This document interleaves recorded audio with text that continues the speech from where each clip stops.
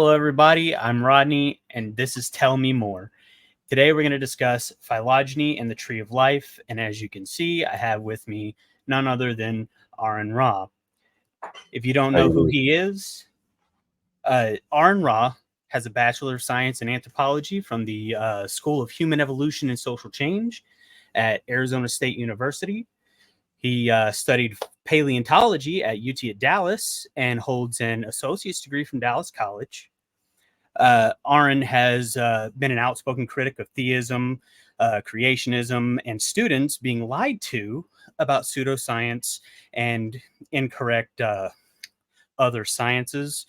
And he has a YouTube channel called Aaron Ra, and he's published 2 books. Is that right? 2, yeah. I've got a third one underway. Okay. Yeah. Those are the Foundational Falsehoods of Creationism, published in 2016, and We Are All Apes, which he published in 2022. Aaron is the founder of the Phylogeny Explorer Project, which, as I understand it, is an encyclopedia of the phylogenetic tree of life. So, Aaron, tell me more. What are you working on? What's coming up for you? At the moment, I'm trying to silence my dog. Shut up! Oh, I feel you there. All the time. I apologize. Just that thing goes off every time. Yeah, and there's nothing you can be done about it. Just Right. pull it. Shut up!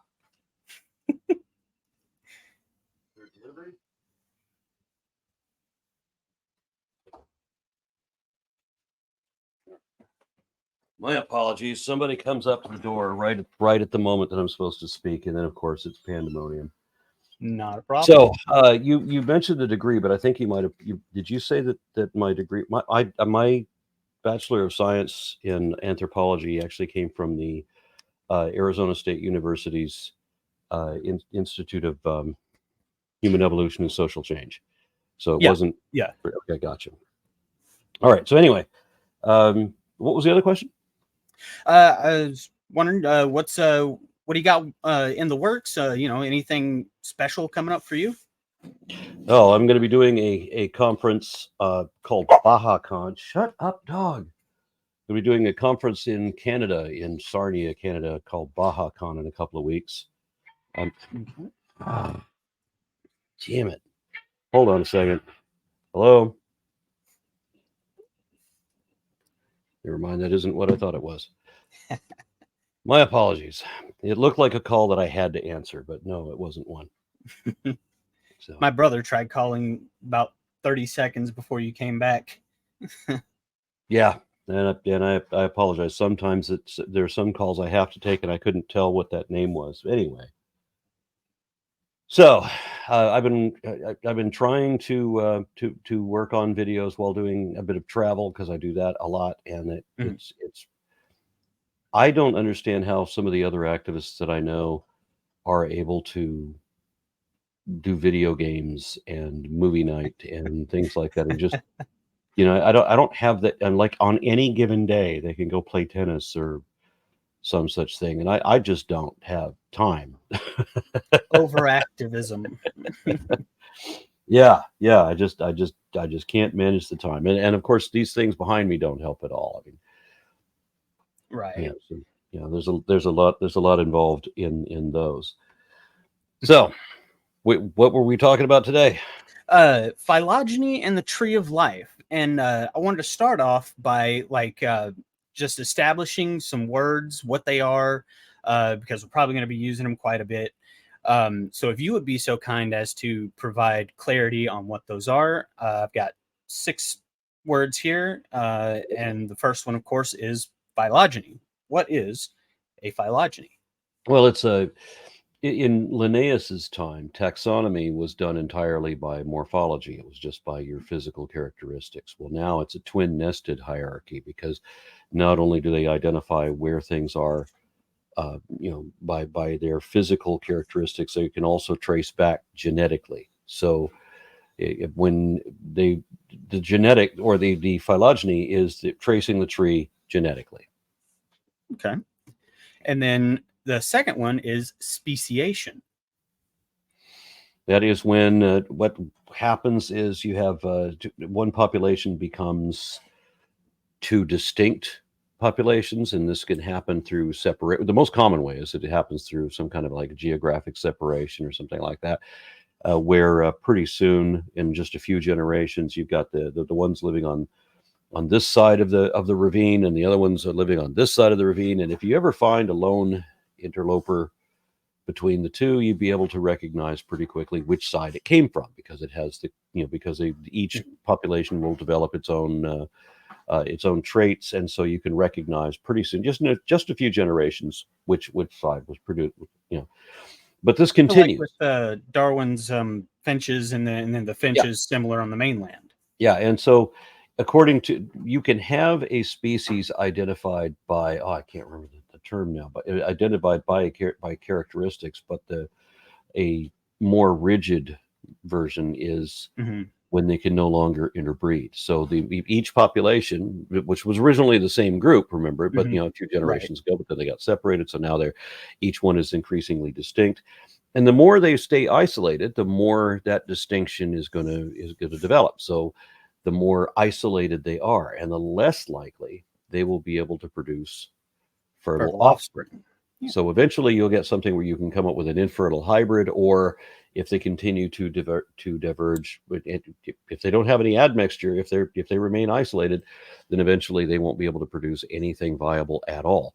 And so when they don't, or can't, or won't interbreed, then that is considered speciation, and it's significant because that means that the dominant gene pool, the parent gene pool, usually inhibits expression of new variants quite a bit. And when you're a separate gene pool now, that parent gene pool has no more influence, and you're free to run with your new self.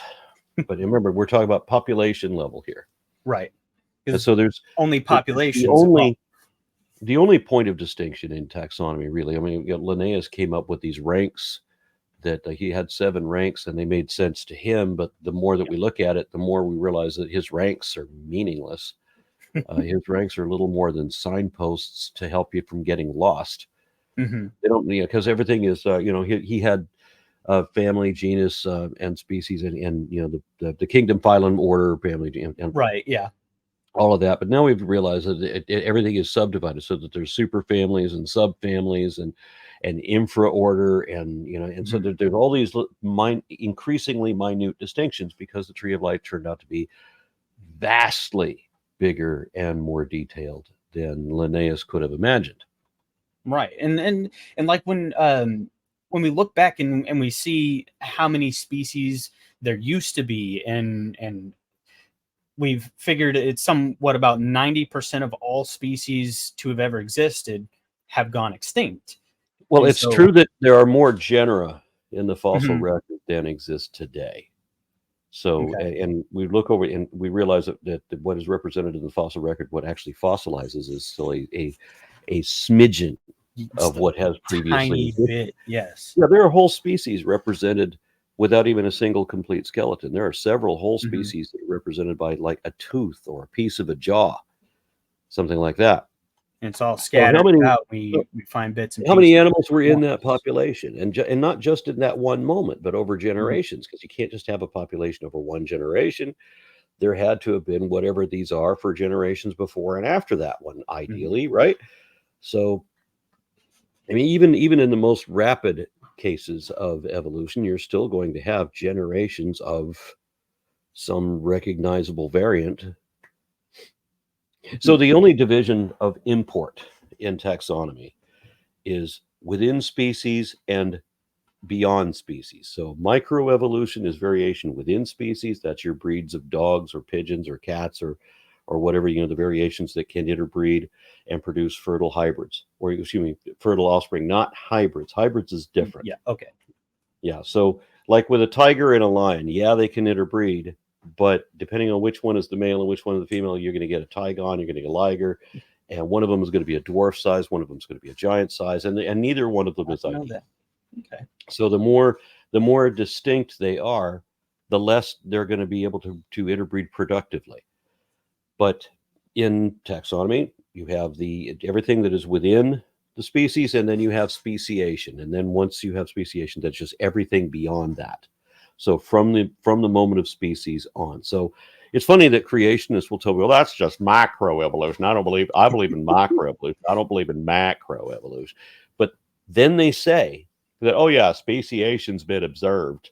Okay, well, Oh, if you yeah. accept that Yeah. speciation's been observed, then you accept macroevolution.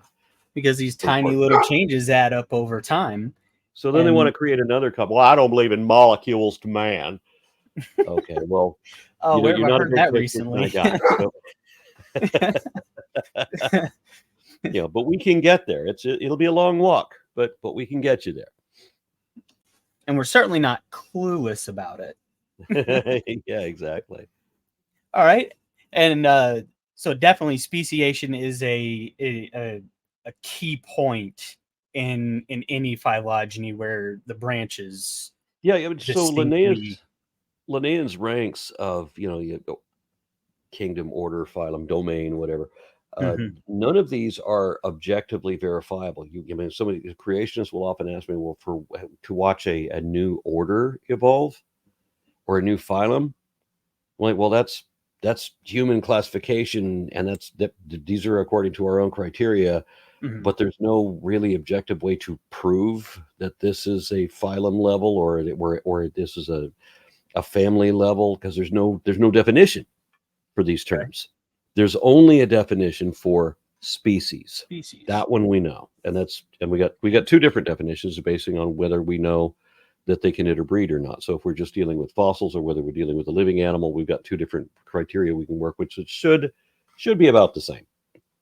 And so, like, no matter how far back you look on a phylogenetic tree, everything at the end, whether it's in the whatever level in the Linnaean system, whatever's at the cap of that tree branch, that's a species. No matter where you find it along. It was that way. Was okay. However, evolution is ongoing.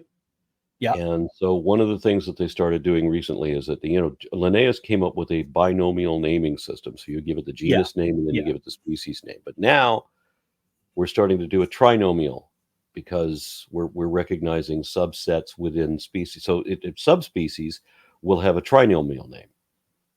And for example, what is, like, do you do like vertebrata, such on such forth, or are you going from what level of Well, the Western rat snake is Pantherophis obsoletus. That's the standard species. But if you get the subspecies that I have, the subspecies is the Texas rat snake, and so that's Pantherophis obsoletus lindheimeri.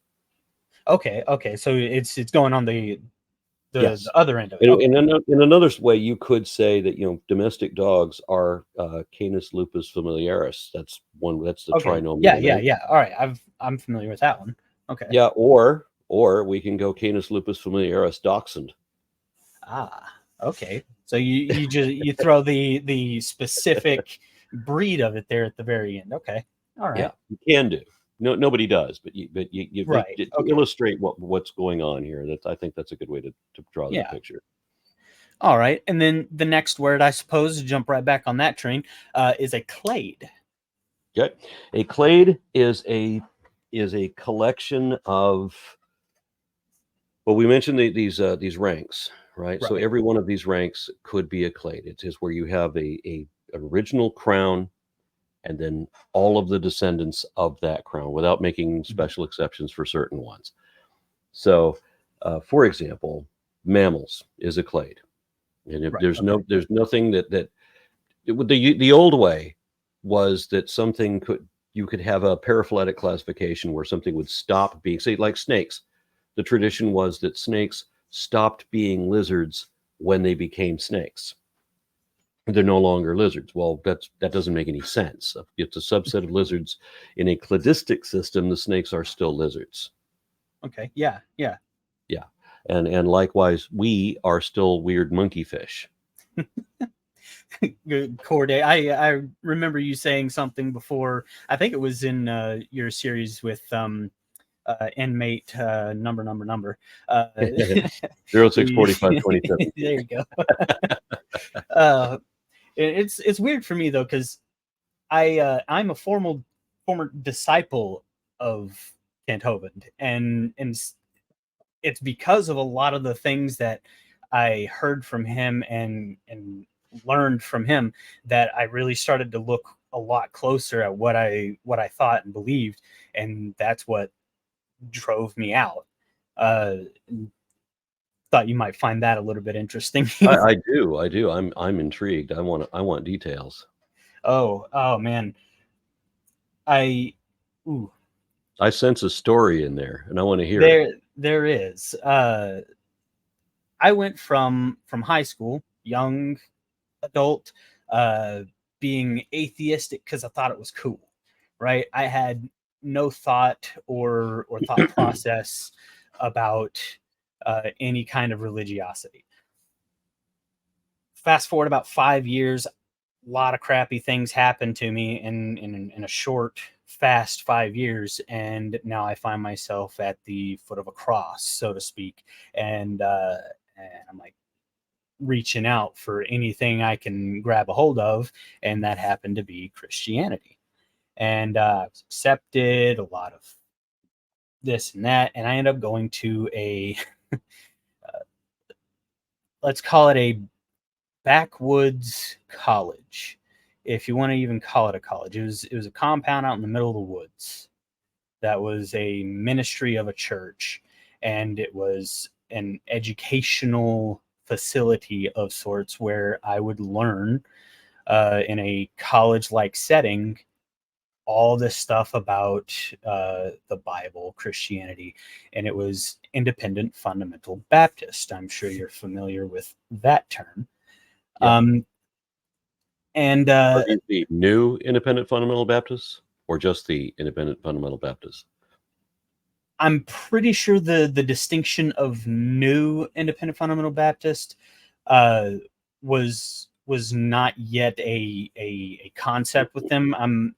I'm not familiar with when that exactly They rose hadn't up. quite yet kicked out the Kent Hovins and Stephen Andersons. Right, and Peter Ruckmans, and or what they call Ruckmanites, uh, all that kind of stuff. Yeah, they hadn't quite, because as I was in this college, um, I don't remember if I was in my second year or if it was the summer between my second and third year, where they showed us his creation science evangelism seminars, his 7 video series, and that caught me. I was, wow, he's really sticking it to him, man. I want to learn every bit of that and more. And so I started regurgitating those arguments. I would hear somebody say something, and I would jump right on the Kent Hovind, uh, I don't know what you want to call it, train of thought, and I just spewed all of that vomit right back out, you know. and and then people would bring up other arguments against what I was saying. I was like, I don't know how to retort to that, so let me go back, and I would look at more of the things that he would teach, and I'd look in the Bible, and I'd look for articles, this and that. And it was then that I started to be like, well, it looks like they were right, but that can't be true because of this presupposition I have. And so I would look for something to confirm my bias, right? As you do. Mm-hmm. And as I would dig and dig, I would have more doubt. And the closer I looked, the more it seemed like it was wrong. And eventually I just kind of I hit that tipping point where I'm going to leave this alone now because I apparently don't know it well enough. And then that just kind of led me right on down the slip and slide, as it were. And I've since gotten away from it. Um, in the last 4 years, I've really like dialed in on science misinformation in science, which you deal with a lot of folks that I watch and listen to and read after deal with a lot of misinformation in science.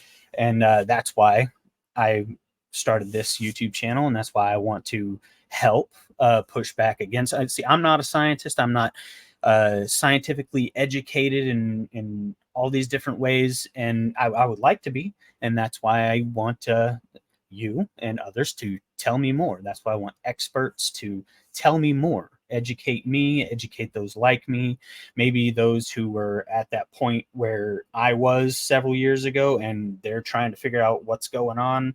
Is this right? Is this wrong?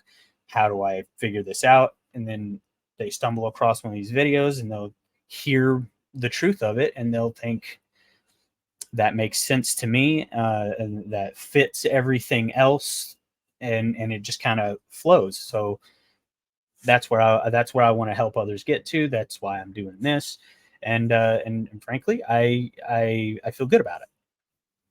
Somebody sent me a message. I think it was a comment on one of my videos, like an hour or two ago, telling me, "Why am I trying to destroy people's faith? Shame on you." Yeah, they said, "Do you think people are happier without their faith?" And I had to respond, "Yeah, I've seen over and over again that when people come away from these faith-based delusions, they are indeed happier. They're also more curious. They're more tolerant. They want to go back to college. I do want to go back to college. They're just better people overall. So yeah. Specifically, and I would be lying if I said it had nothing to do with my 8-year-old daughter who wants to be a paleontologist, but I would like to get into paleobiology. It is enormously fascinating to me.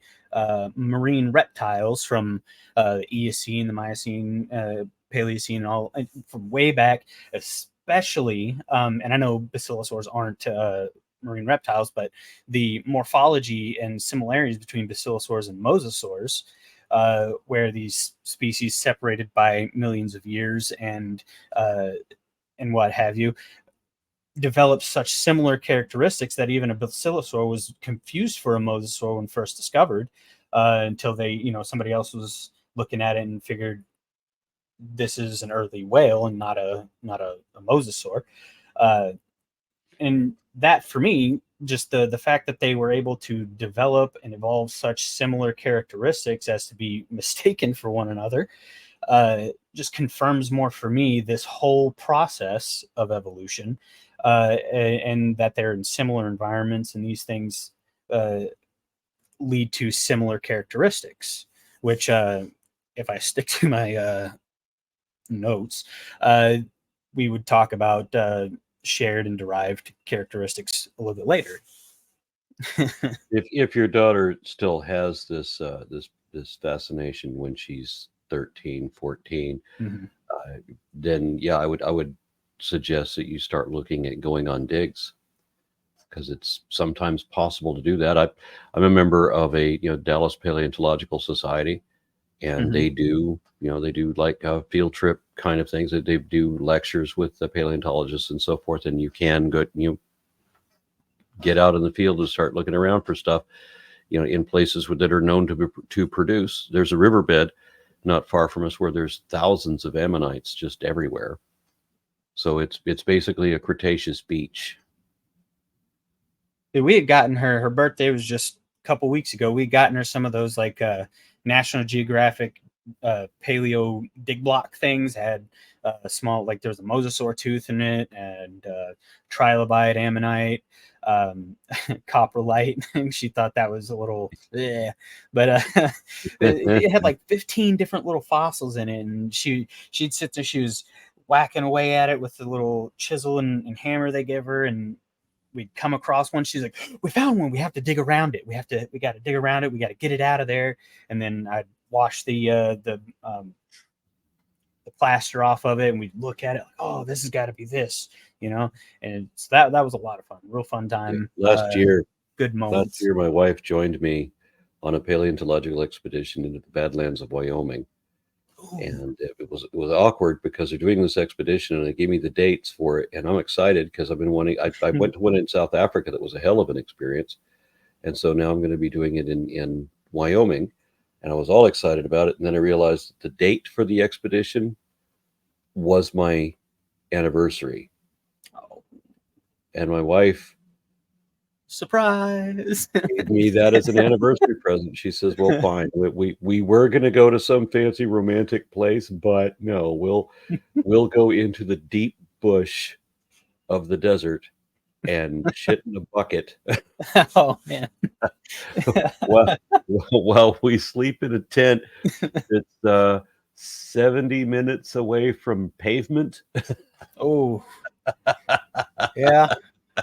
Oh man. Next year is our 10-year, and I don't think I could ever get my wife to go camping if we didn't have like an air conditioning unit somehow rigged up. So Yeah, this was a fascinating trip though, because we're in these little teeny pup tents, little dome tents, because the wind is savage, so there's that to deal ooh, with. yeah. And then in the middle of the night, there would be a herd of Mustangs come running through the camp. Just imagine how terrifying that is. I And could then every imagine morning, not knowing what's going on. and those things are loud at 1 o'clock in the morning, and Oh you're just yeah. in the dark. And I'm like, how do they just not trampling me?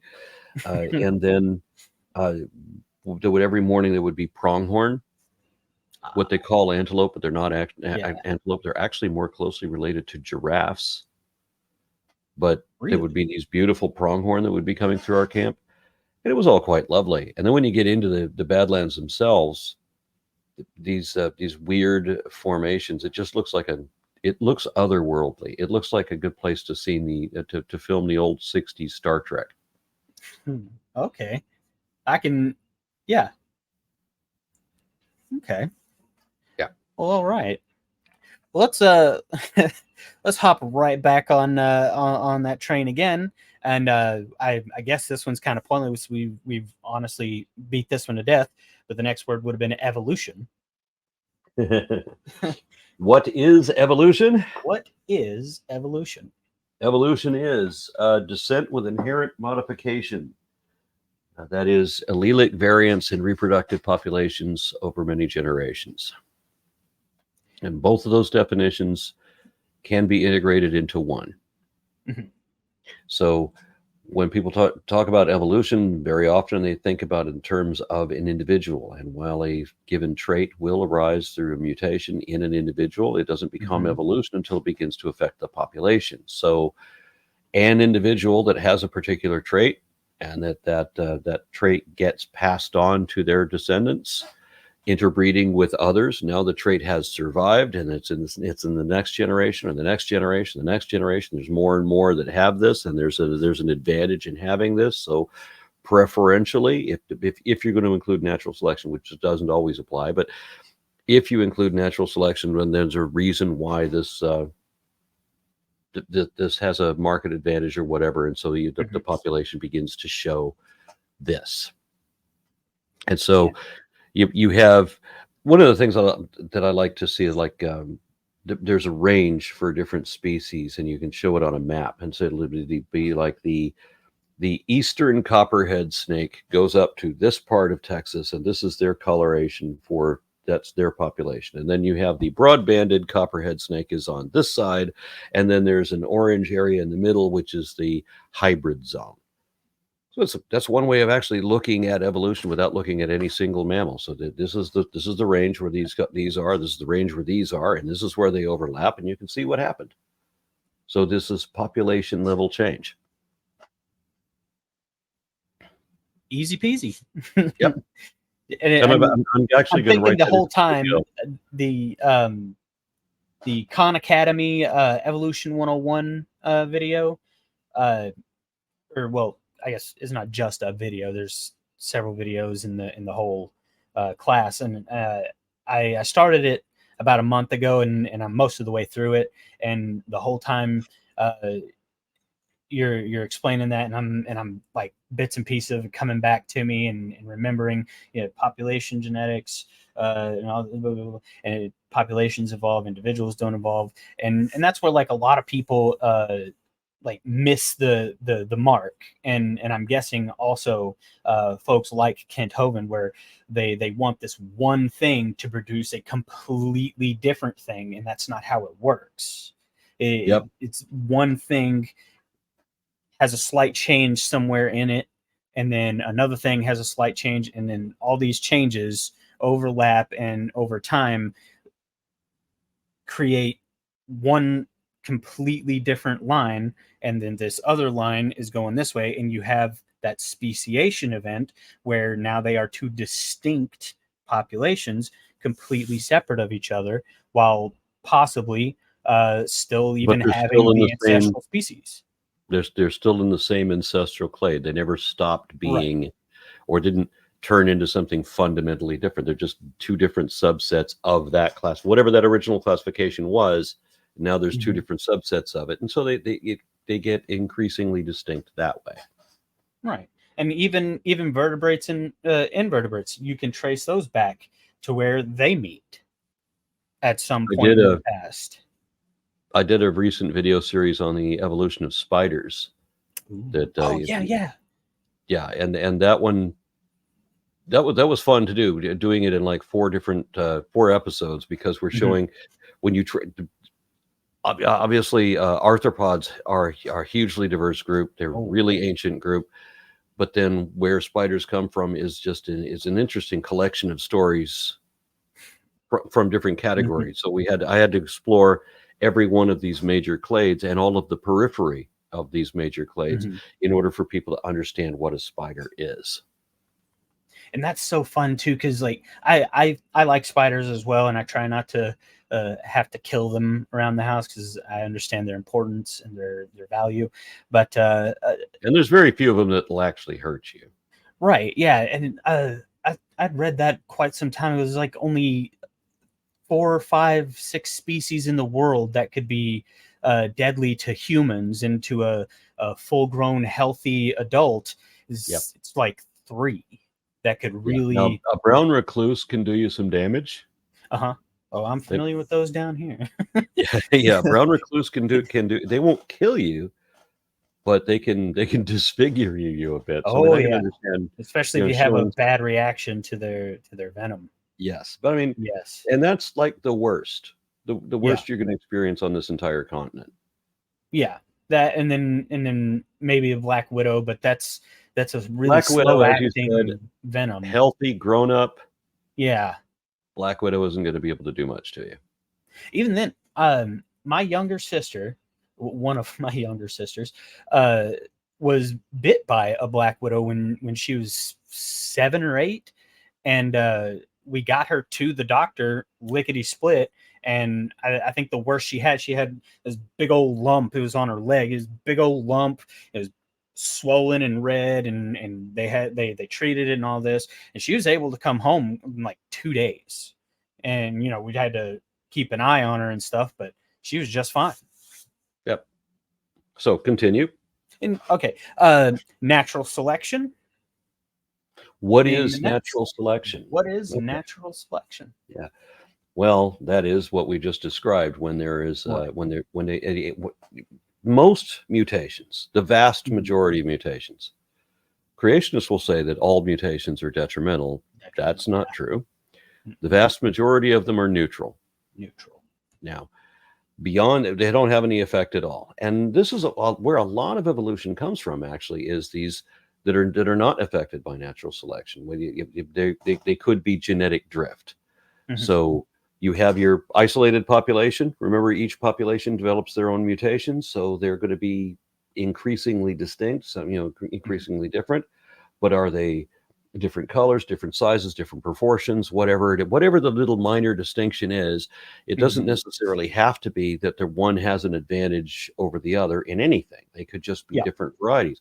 Look at all the different varieties of any given thing. I mean, do you have any idea how many different parrot species there are? I mean, just think about that. I mean, hundreds of them, right? And there's not a better parrot than the others. That just doesn't happen. You just have like hundreds of different parrots, and they're different, So for example, Natural selection is when you have you have the neutral mutations, and then you have the detrimental mutations. Yeah. Now, detrimental mutation will usually get itself removed from the gene pool pretty quickly. So this is going to cut down your ability to survive and thrive and reproduce, which is what evolution, it acts upon. Not just your survival, but your survival to reproduce. So the detrimental mutations will impede that and then get eliminated. So you don't get detrimental mutations that are keeping in the population. Yeah. Then there will be some that would normally have been neutral, but actually do confer some minor advantage, maybe give you a little bit faster, a little bit bigger, a little bit stronger, a little bit more endurance, whatever the feature is. To be a coloration change to hide better, something like that. Yeah. And so preferentially in terms of population mechanics and population genetics, those that have this small advantage will proliferate more than those that didn't. And then generations down the road, the ones that hide better, run better, whatever the advantage is, are more prevalent. Yeah. And so like they did the study with the peppered moths, where it wasn't necessarily disadvantageous for one to have more white on it than the other. It just so happened that an environmental change occurred, and that white made it easier to spot by predators. Yep. And this is also where you get a lot of variety from, because there are things like in mice too, where there's the environment, what the ground looks like in that environment. You will see that there's selective pressures going on, so that these animals will be matching the terrain over here, which is different color than the terrain over there, but now they're matching the terrain over there. And if you swap them, then they become real obvious. Yeah. And then our last word, morphology. Morphology, and that was the first word I brought up. Yeah. Where we're talking about the physical characteristics. Everything in evolution is just a change in proportion, whether it's a physical or chemical proportion.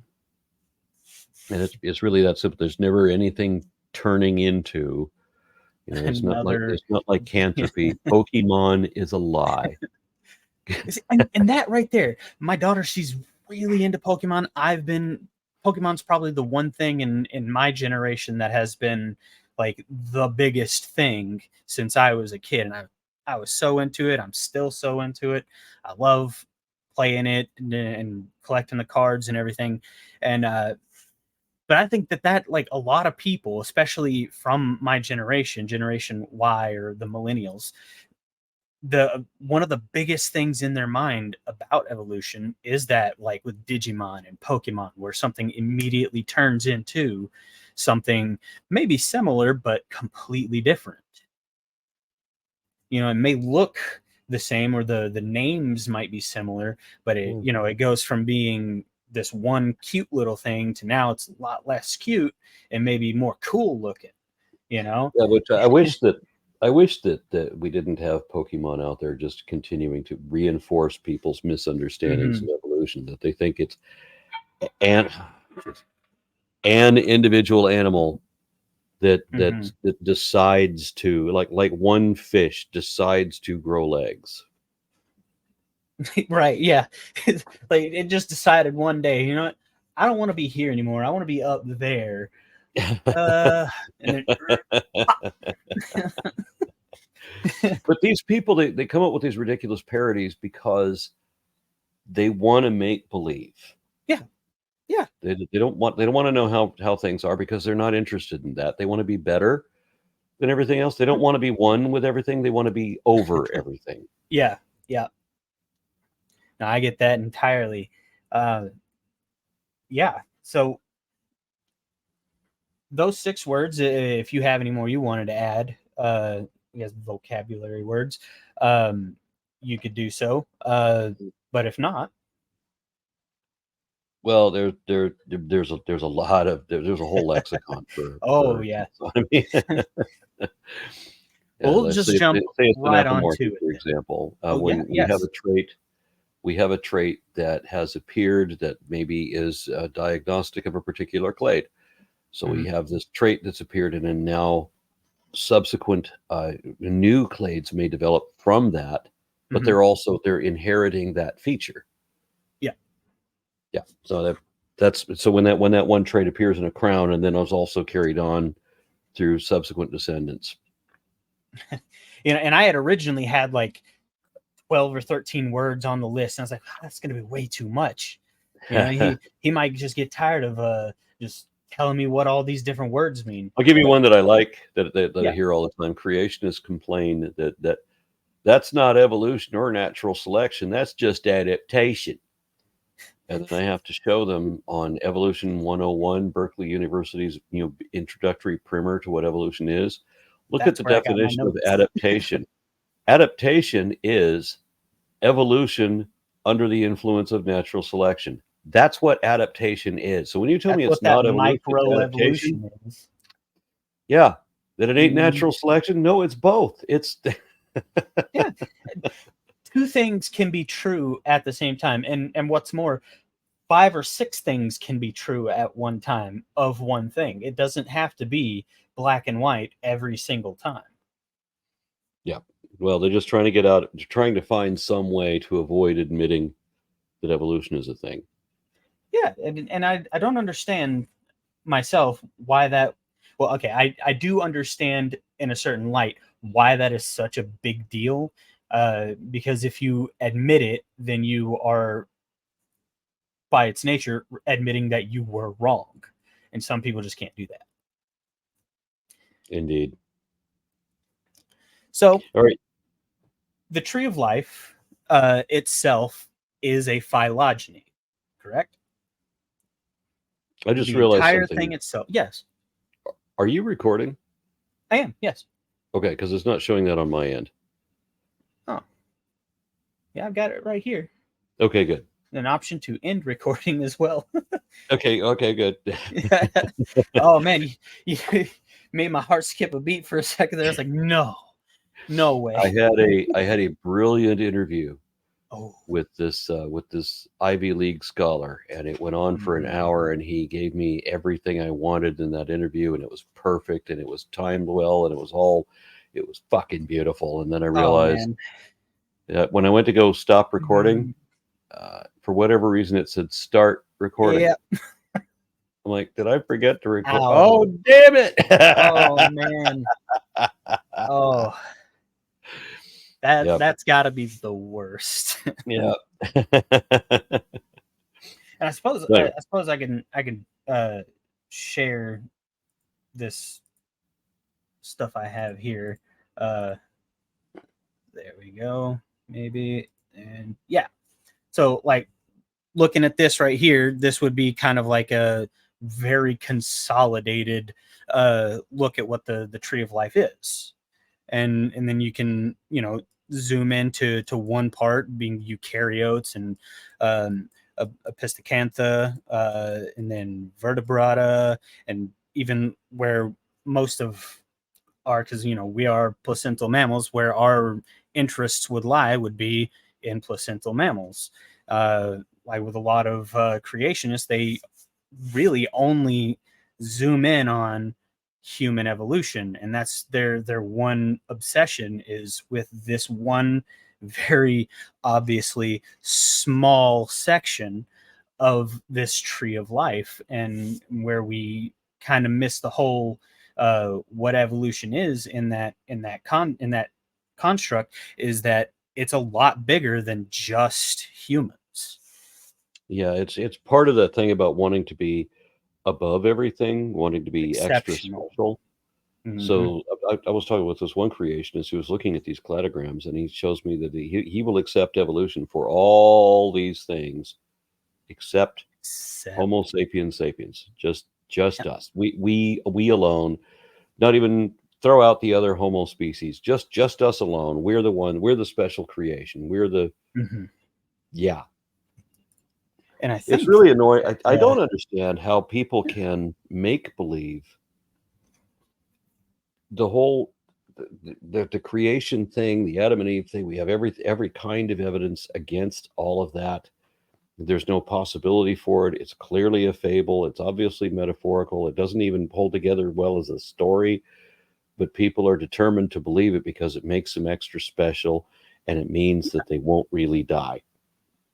Yeah, and you get to be this otherworldly thing, right? Like you are special. The almighty creator created you special and cares about you because you are special. Yep, and these same people don't know how to brag about humble beginnings. You know, Yeah. they need to be the princess. They need to be royalty. Yeah. And that, you say that, and in the Bible, it will teach you that you're going to be like kings and queens with God, where you get to be this like royal something or another, living right alongside Jesus in the ever after eternity, pretty little bow with a cherry on top. You get to be that something special forevermore. If you could just meet the impossible standards. Because There everybody you thinks they're going to heaven, don't they? they like to think it, don't they?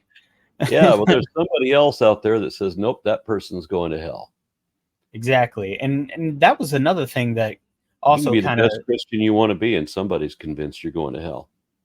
and that was always something that kind of pushed me away as well, where even within the independent fundamental Baptist, they'll tell you only you can know for sure if you're saved, only you and God, nobody else, no other person can know. But they will constantly call into question your salvation if you do something or say something or think something that they think is a little off brand. Yep. And they immediately jump on that, like, I would question whether or not you're actually saved. You thinking like that? Like, what happened to only I? You know? Yeah. And so yeah, that kind of pushed me away. And the thought of human exceptionalism, like the little picture I have up there, where people are like, well, we didn't come from chimps, and you're absolutely right, we didn't come from chimps. Well, why do they say we come from a ape-like ancestor? Well, it's probably because we're apes, Yep. and we would have come from an ape-like ancestor because that's the way it works. Well, if humans evolved from apes, then why is there still monkeys? Well, Why are we still monkeys? yeah, exactly. And I it gets like to to the use that question to bounce off of them. uh-huh. We came from apes. Why are we still apes? And I say, well, why are there still apes? I'm like, well, why are we still apes? And they don't get that question. They can't understand. They think ape means chimpanzee, or that they Yeah, think chimpanzee and gorilla and orangutan are all the same thing. They're clearly not. very different. I Yeah. mean, if you're just looking at the surface and you're like, okay, those are monkeys, like, but look at them. They're As very different. as Thomas Huxley said, there is as little interval as animals between the gorilla and the man as there is between the gorilla and the baboon. Yeah, and because you look at it and it is morphologically, there's that word, completely different. Sure, they may have, certain features and stuff that are similar, and that's because they come from the same place further back. But they are distinctly different now. And as you say, being interfertile with different species would be a mark of possible speciation, or not. And so when you look at, well, can a gorilla and a baboon have offspring? And that's where they stop. Well, can a human and a horse make a morse or something? And it's always something else. It's always something else. They gotta you bring up a point that they can't overcome. They gotta straight away jump to another thing, and usually it doesn't make any sense. Yeah, and there's never a concession that, okay, I was wrong about that. It was always a change of subject. Well, let's talk about Yeah, this then. No, yeah. let's concede your error on that point first.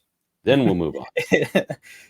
that a very shining example of that, not anything to do with this topic, was when Dave Farina was uh, debating Flat Earth Dave, and he had made a point, a real solid point, and Flat Earth Dave was like, "But yeah, well, you see, what about this over here?" And Dave's like, "No, no, no, no, no, no, no. I want you to admit that I just explained that perfectly, and then we'll move on." And Flat Earth Dave had to be like, "Yeah, yeah, yeah. I admit you explained that perfectly. Now let's look at this." Yeah. that Yeah. was a real fun moment to see that, where it's like, come on, man, you can't even like So when stick to I the got top. from, and this was somebody I was working with. This was my boss's boss's boss, Oh. who finally called me into the office because he was a young Earth creationist. We're finally going to have that argument after working together for years. Ooh, He's finally had enough, and we're going to have that argument. that's And he gonna says, be "Well, how do awkward. you explain this?" And so I start to answer. I start to explain it. He interrupts the answer to ask another question. "Well, how do you explain that?" And then he interrupts that answer to ask another question. So 8 or 10 times I have the answer, and he interrupts the answer to ask another question until he says, "What happens before the Big Bang?" Or "What happened before the Big Bang?" Like, don't know, don't care. Yeah, Irrelevant. And he says, "See, that's you about don't as have the answer." And his argument was, "See, you don't have the answer." And my retort was, "See, you didn't have any of those answers. I did. I yeah. have the answers." And then when you get to a point where neither of us has the answer, you won't admit that you still don't have the answer. You think you That's do when have you the pick answer. up that Magic crown and imaginary man. That's what you think the answer is. mm-hmm. Yeah. and and that in and of itself just kind of screams to me intellectual dishonesty. That's That's exactly at where it at the is. core of what faith is. Yes. Yes, and I find myself sometimes thinking about, the concept of faith, and where you have to believe it without knowing it. That is exactly what faith is. You can't know something and be like, well, I believe by faith that this. No, faith is not seeing and believing. Yep. And so if you have no idea but you still believe, then you're believing it on faith. And I like the idea of being able to know things. So I want whenever to I understand. Oh yeah, I look at it and I'm like, well, I don't know how that works, but I can know how that works. So I look into how does that work. That's how I ended up building my own PC right here. That's how I ended up being able to fix my own truck. I don't know how it works, but I can learn how it works, and then I can gain that knowledge. I don't just have faith that my truck is going to work every time I turn it on, but that one time that it doesn't, like, oh well, time to get a new truck. No, I learned how to fix it.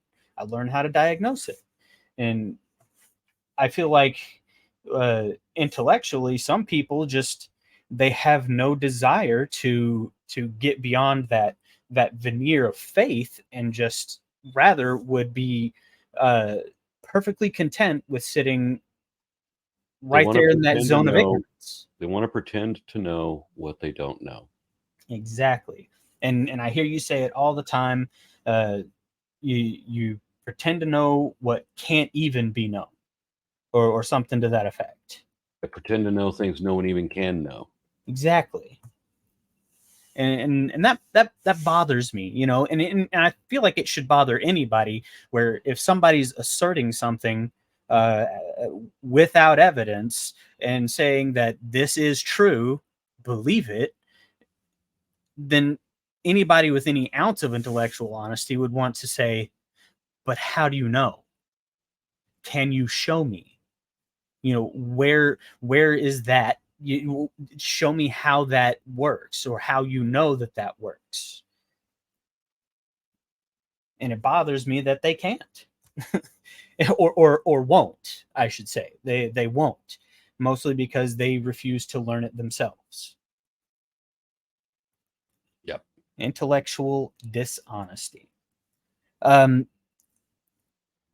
moving on along from the human standpoint, looking at really just like broadening back a little bit, looking at more of the phylogenetic tree.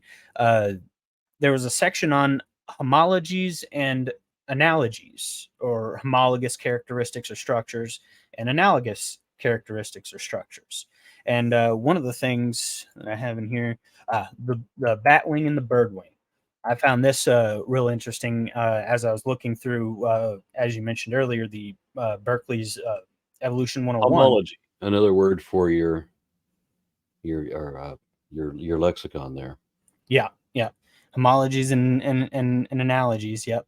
Uh, and when I was looking at this, I thought this was really fun because they said they are analogous as wings, but they are not homologous because they developed completely separate of one another and in different lineages. Yeah. So we have as the homology here is that the arm is an arm, and Right. They're quadrupedal, or they have not quadrupedal. They have four limbs. tetrapods. O-R-E. Yes. Yeah. And then one of them is technically a reptile. This will surprise people, but birds are technically reptiles. They're diapsid. Yeah, and of course bats are mammals, but they started from the same sort of a tetrapod configuration. You can tell where the obvious thumb is, where the fingers are.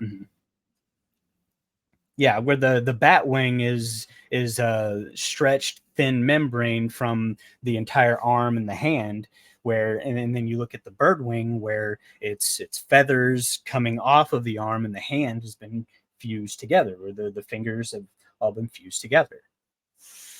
There was another one. There was Scansoriopterids. Mm-hmm. It was another early set of Paravian dinosaurs that had feathers, but not on their wings. They had feathers, and then they had bats' wings. Oh, weird fucking things. And those feathers likely would have, like at a prior point, been more scale-like, right? Because I mean, the transition from scale to feathers, it's like that actually didn't mutation. happen. That was theorized once upon a time. It was hypothesized. Okay. But, like a century ago. But it turns out that feather development is not converting a scale. Feathers are a follicle. Okay. Yeah. Okay. Yeah. So they develop very different. So the most primitive form of feather looks like hair. Yeah. It's a pycnofiber, but it's structurally different than hair. But unless you really zoom in with a microscope, you're not going to be able to tell the difference. And that makes more sense when you say it, because you look at a feather and it goes back into a follicle. So yeah, neat.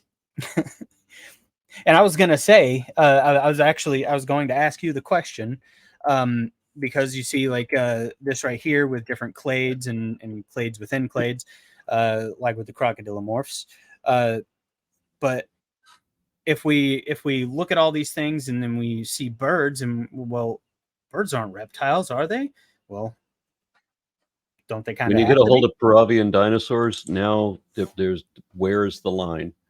Yeah, because you have all these dinosaurs from dromaeosaurs and tyrannosaurs and so on, and they are covered in feathers, and they have small wings. Most of them have small wings, and it's just when you look at like a Dakota raptor, and you see it with full plumage, you're like, that's not a bird, but damn, it looks like a bird.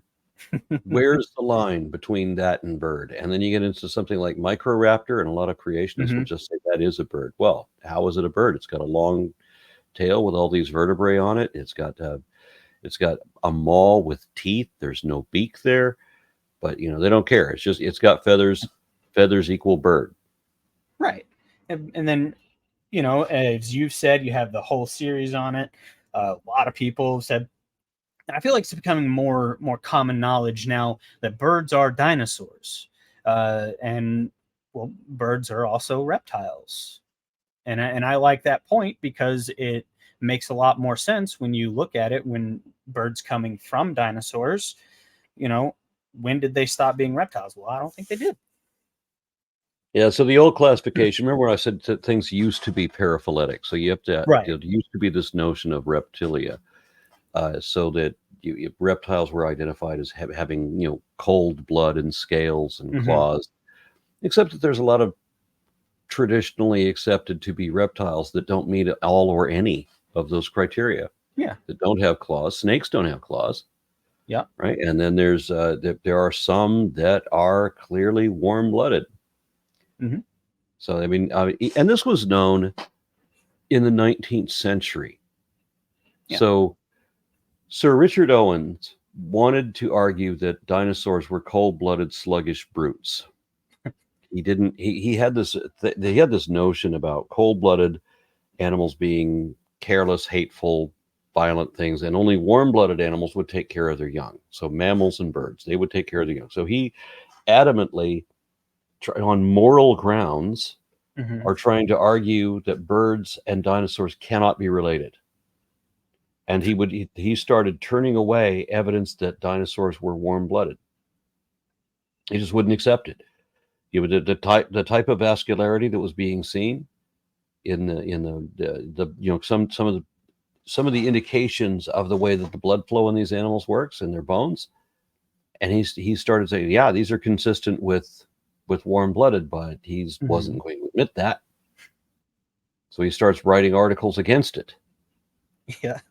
Yeah, and he was the leading authority in paleontology in the world at one time, but his religious convictions eventually caused him to be increasingly dishonest. Yeah. Which ultimately got him thrown out of the Royal Society that he founded. I think he founded it.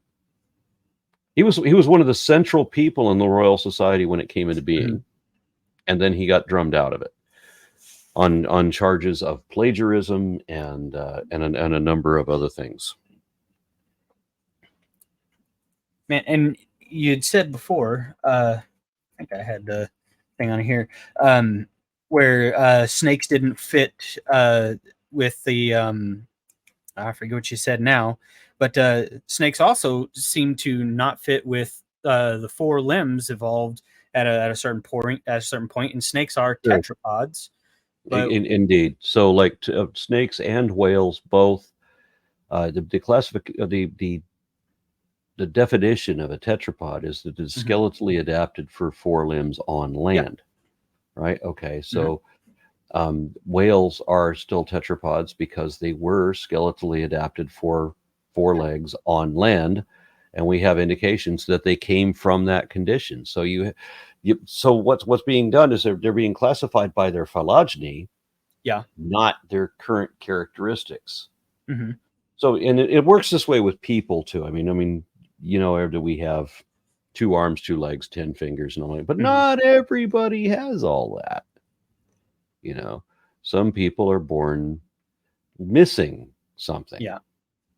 But are they still human? Of course they are. So you're not based it.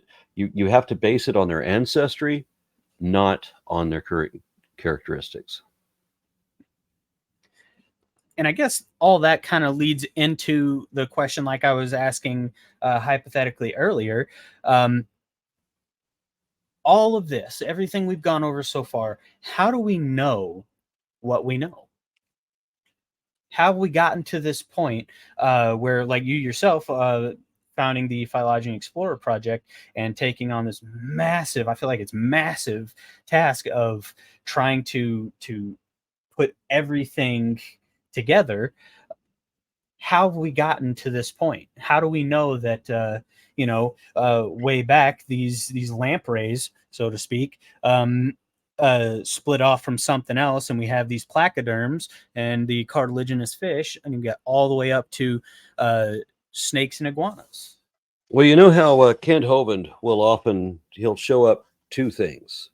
He'll show, in order to argue that bears and seals cannot be related, he will show a picture of a bear and a picture of a seal. It's easy to find. If all you're looking for are differences and you only have 2, you're going to be able to find a difference between them. Oh yeah. You could show pictures of rabbits, just rabbits. Both slides are rabbits. They're different rabbits, so you're going to be able to find a difference between them. right? There's always you can find one that's the same species, doesn't matter. Two pictures of two different rabbits, the same species, you're always going to be able to find a difference between them. Yeah. But what if you had three? If you have three images shown, well, now it's a different game, because there's always going to be two that are closer together than the other one. There's always going to be an odd one out. Okay. You try to match them up as much as you want, but there's still going to be one of these things is not like the other. Yeah. So on the argument about whether bears and seals are related, compare bears and seals. And what's the third animal we could put up there? Roadrunner. Roadrunner's the odd one out. Bears and seals are close together. Bears, seals, and dogs, believe it or not, that would probably, that's a pretty good balance, because bears are really, really close to dogs. Yeah. But they're really close to seals too. And dogs, not so much. Yeah. So bears are closer to seals than dogs are. And so there's still a disparity there. So taxonomy works that simply. And it's observation. It's looking at and seeing the difference and just kind of following how that goes. Now, once upon a time, it was, people would do the studies of the physical characteristics, and they would realize that there's all these consistencies, and they would build these phylogenetic trees or these taxonomies based on morphology alone. And then when we got genetics and we start doing comparative genomes to see how closely related these things are, well, there were some corrections. There were, but for the most part, there's confirmation. Yeah. And now we can use genetics to pretty much replace all of our analyses.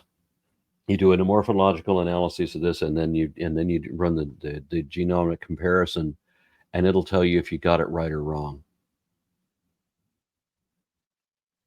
Amazing. And so we can look, and frankly, it doesn't even have to be as similar as with your bears and seals. We could look at like a gorilla and even a fish, and there's gonna be a similarity in there somewhere. And roughly so we have to figure out DNA for the most distantly related things. They're going to be roughly half similar, 45, 55%, even on the most distantly related things. And then the closer they get, of course, the more, the higher the number, but the number has to start from roughly half, from 50% up. So there's nothing that is so far away that it's only 30% similar, that 25%. I don't think there's anything like that. You can have an awful lot of variance, but in general, all living things are roughly half similar to start with. And that's so amazing, because I can't understand. Like I told you, I've watched some of Erica Gutsick Gibbons videos, and she deals with some folks who were dishonest about similarities between chimps and humans, and trying to take that number from the 98 some odd down to 85. That was a brilliant study that she did. I absolutely love that she did that. So good. It was so good, man. And I look at those numbers, and myself, like, not being as thoroughly educated as you guys on the matter, I look at them like, so 85 is still a big number. Like, what's the big deal? Like, we still share 85 by your reckonings. That's still really, really similar, So why is it that they take this number and it's a big number, when you really, all things considered, and they want to chip away at it? Well, we're not actually 98 point whatever similar. We're actually only like 85 point something similar. Well, there's a significance there, because the genetic similarity is kind of like hitting a top speed. Right. So every more mile per hour requires a little bit more energy. Right. So it's harder to get it's harder to get from 80 to 90 miles an hour than it is to get from 50 to 60 miles an hour. You follow what I'm saying there? Okay. Yeah. So the 85% is going to be kind of standard for like a whole lot of things. But I mean, anything beyond that it's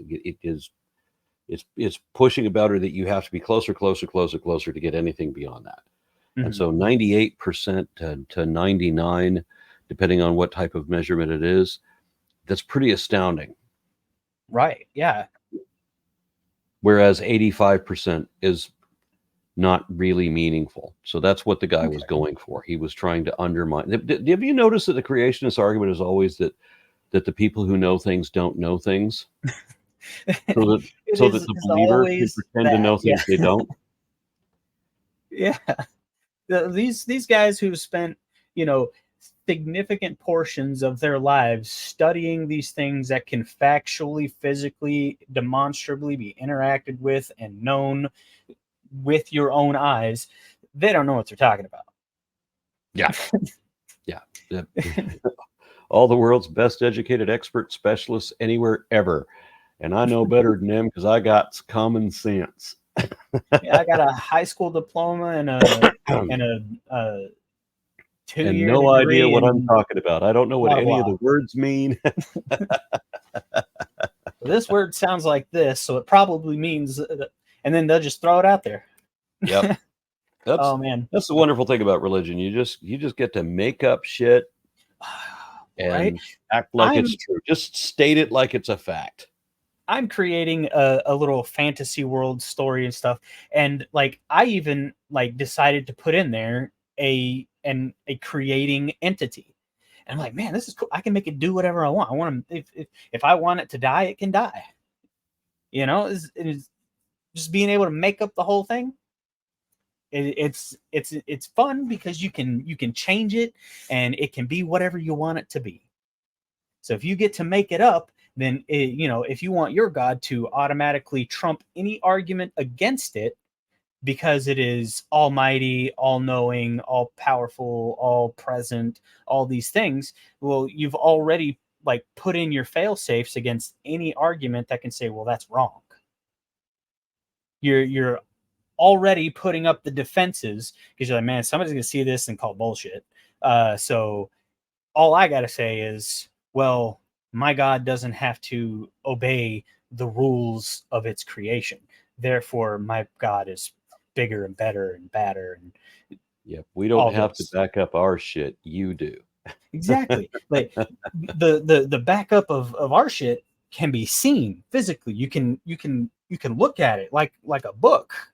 You can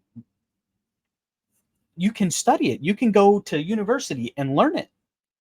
The stuff that you claim, I have to believe without really ever knowing for sure or not. Right? So that just again, it's intellectual dishonesty. And I guess that brings us to our final little bow on top, the myths, the section that really this has all been leading up to, pushing back against the false stuff that's out there. Things like intelligent design or young earth creationism, or the question like, well, if it evolved from this, then why is this still around? Why do we know? How do we know? How can we tell these folks who are confused or not quite fully convinced that things like intelligent design didn't happen? This isn't real. It was made up. Science isn't about proving things. Yeah. Really, one way or another. Yeah. What it does is discuss what is supported or not supported. Mm-hmm. And so whatever is not supported doesn't warrant further consideration. Come back when you have something to show. Show me that there's a there. Because until then, we've got literally nothing to talk about. So with creationism, and intelligent design is creationism, they want to propose magic imaginary man. Okay, so show me that the magic exists. And then what they always want to do is go to the deep, they assume that their unsupported assumption is the default position. They have to reverse everything. There's always a shift to the burden of proof. No, we don't have to show evidence of our position. You have to prove it wrong. No, That is not how this works. Show an indication that your God, your creator, whatever, exists. Mm-hmm. Can't do it? Why are we still talking about it? Yeah. Call bullshit and walk away. Yep. Pictures or it didn't happen. There you go. Exactly. Yeah. And that was another thing, because That was a lot Hitchens' of razor, people, by the way. Hitchens' razor yes, is what is asserted without evidence may be dismissed without evidence.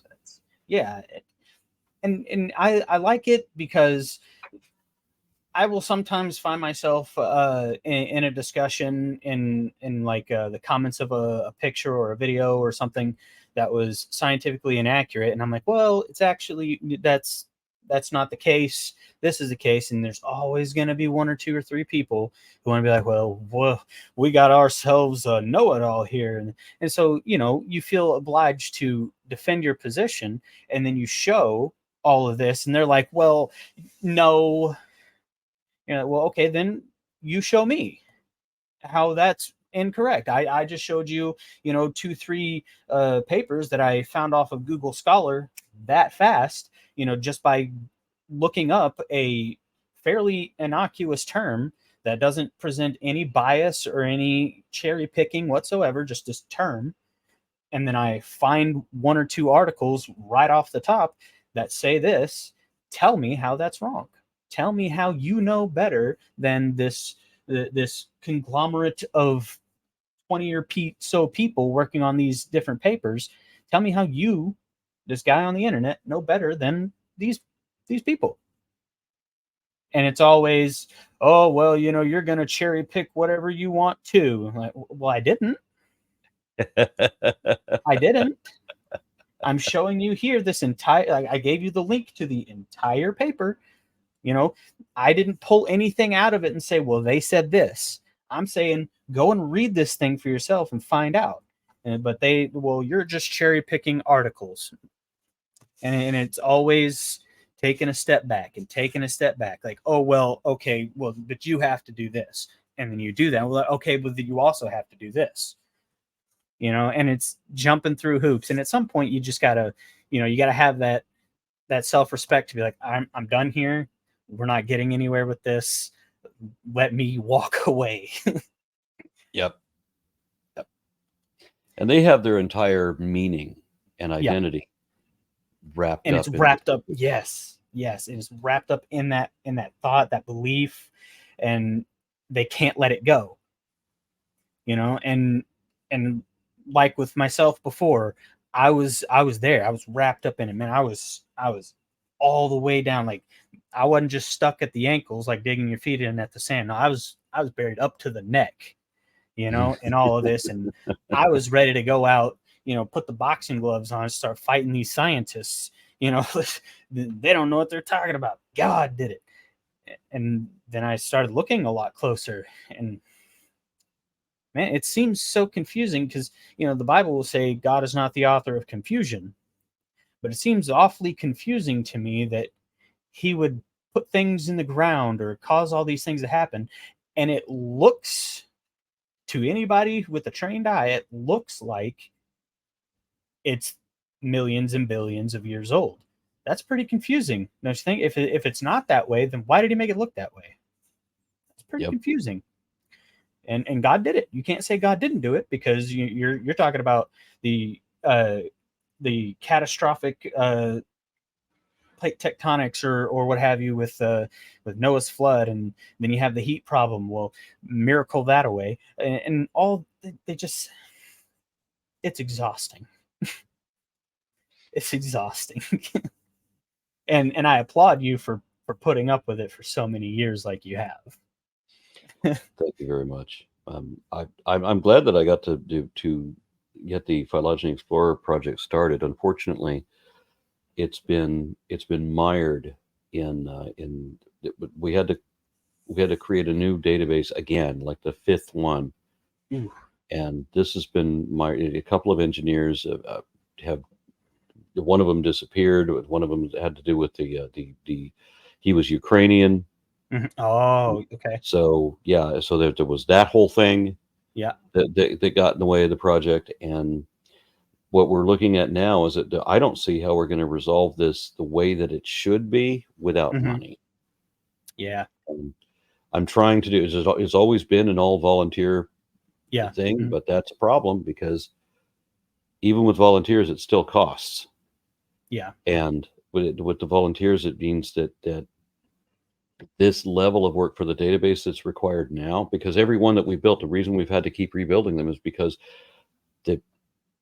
it's holding so much data Yeah. that it collapses. I mean, we're talking about millions of taxa. Oh yeah. That's a lot. And even just thinking about what's in the world today, and the fact that you Yep. can dive into the ocean right now, and chances are you could find something that hasn't been discovered yet.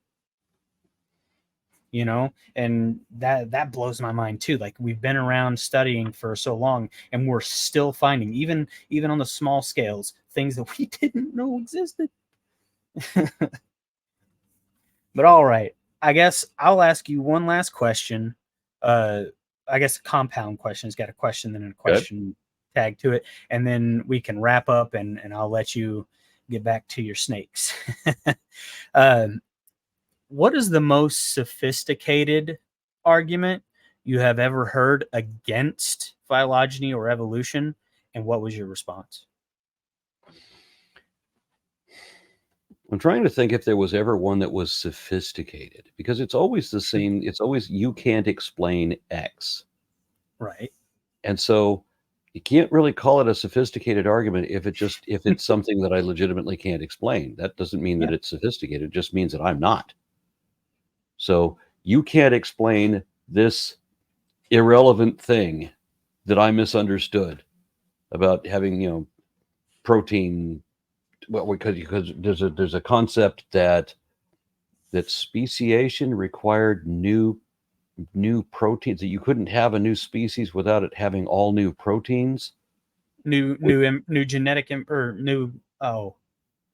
But I don't know what they mean by when they're talking about new proteins. I'm like, you don't really think that the difference between this species, in the eastern version and the broad-banded version, you don't really think that there's new proteins in them, do you? It's just, Cut them it's a open and difference of look at it. proportions, it's a difference of configuration, but it doesn't necessarily have to be a chemical difference. I mean, we Mhm. we don't need a whole new DNA structure. Mhm. It's the same one with a minor tweak here or there that produces this new variety. No new proteins necessary. And And that so the they don't protein ever get any argument, better. because the proteins would, I mean, they're already there, so that A confuses me. sophisticated explanation. If they wanted to have a Uh-huh. sophisticated argument, then they should actually, instead of saying you can't explain science, evolution can't explain this thing, that Mhm. creationism has never explained anything ever. Right. That would be the sophisticated argument. Show how creationism actually explains something. And that's where it is. Demonstrated in a lab. Well, that's just microevolution. Okay, fine. Show me micro creation then. And that's where it all lies, in the deflection, in the you can't explain this, but you ask, well, can you? God did it. That doesn't explain anything.